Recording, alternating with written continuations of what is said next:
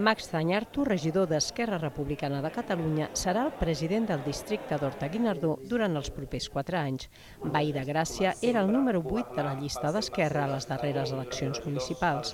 Assegura que emprèn el repte de representar institucionalment Horta-Guinardó amb moltes ganes i amb la voluntat de facilitar el funcionament de les sessions plenàries, que també presidirà a partir d'ara. Per part meva sempre trobareu la porta oberta i espero durant aquests 4 anys poder-vos conèixer paulatinament a totes i tots.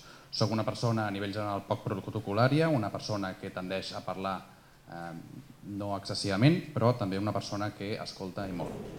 La presidència de Zañartu ha rebut els vots a favor de Barcelona en Comú, el Partit dels Socialistes de Catalunya i Junts per Catalunya, i els vots en contra de Barcelona pel Canvi Ciutadans. Esquerra Republicana és el partit de l'oposició amb més consellers i, de fet, amb 5 representants, empata amb els 2 partits de govern, Barcelona en Comú i el PSC.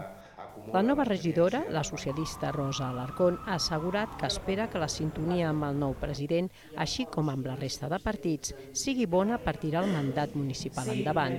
El meu compromís és amb la total transparència, i si no ho fem, us demano, si us plau, els que esteu a l'oposició, que ens ho reclameu, però el meu compromís és treballar amb total transparència i intentar el màxim consens possible per tirar endavant tots els projectes d'aquí del districte.